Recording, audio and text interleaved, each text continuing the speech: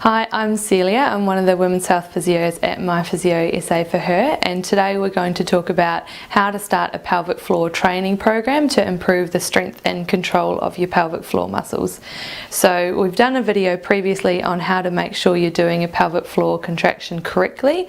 We'll review that and start to build on a program that you can do yourself at home to build up the pelvic floor strength.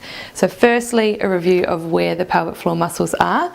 So within your pelvis, the red area underneath are the pelvic floor muscles. So they form a hammock shape underneath the pelvis, and these muscles are really important for your pelvic organ, which are your bladder, bowel and uterus support, as well as your abdominal contents on top of that, supporting around the back of the pelvis and through your lumbar spine, as well as helping control your bladder, your bowel, and of course sexual and reproductive functions. So they've got quite a lot of jobs to do, which is why it's very important that you know how to do the exercises correctly so you can start on a training program that will actually give you some benefit rather than just doing a few squeezes here and there and hoping for the best. So to start with the pelvic floor isolation yourself, you first need to know how that feels when you tighten the muscles. So referring to the previous video will give you some ideas of how not to do the exercise so you avoid compensating with other muscles. When you tighten the muscles around the pelvic floor, you want to be thinking about the area around the front passage and around the back passage working together to give a really strong squeeze and lift sensation.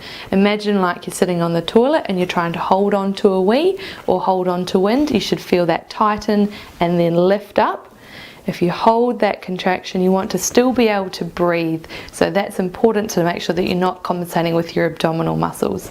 When you relax, then you should feel the muscles let go and drop slightly. If you don't feel anything let go, perhaps that's because you've compensated with other muscles, or your muscles might be quite weak and not able to hold for a long time. So it's important that you feel both the squeeze and lift as well as the release of the muscles.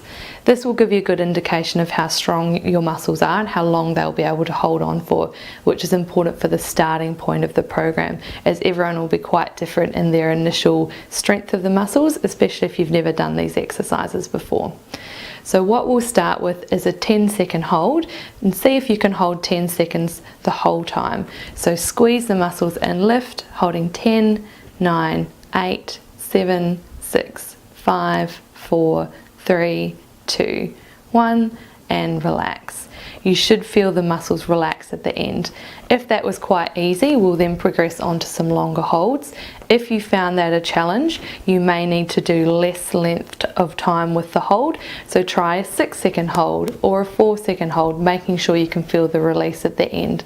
Once you've figured out how long you're able to hold for, that will be your starting length, and you'll repeat that length of hold.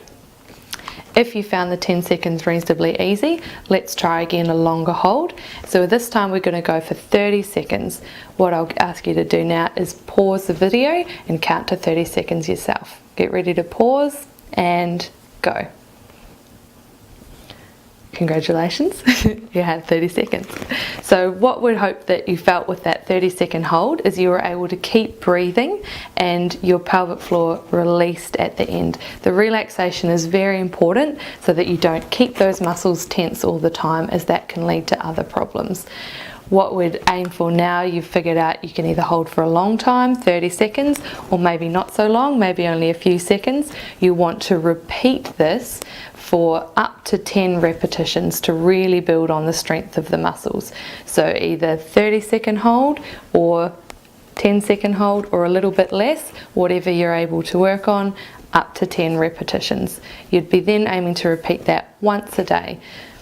The other way the pelvic floor muscles work is with their quick reactions. So with the quick reactions, you're looking at, from a relaxed position, squeezing the pelvic floor as strong as you can, feeling that tension around the front and the back passage, and then letting go. That relaxation should be as quick as the activation, making sure that it completely relaxes each time. This helps improve the speed of that activation, which is important for coughing and sneezing, laughing, any heavy lifting that you're doing that you need the muscles to work very fast for you. Practice this up to 10 times as well, making sure you feel that complete relaxation each time, not just little pulses at the top, because you want to build on the strength through the full range of the muscle. Hopefully this gives you a good idea of an initial training program, working on some longer holds and some shorter squeezes to build up the strength and control of your pelvic floor muscles. Remember, if this causes any discomfort or any worsening of your symptoms, make sure you seek help from someone that can help you with a training program. Many women can't actually do this pelvic floor training correctly without help.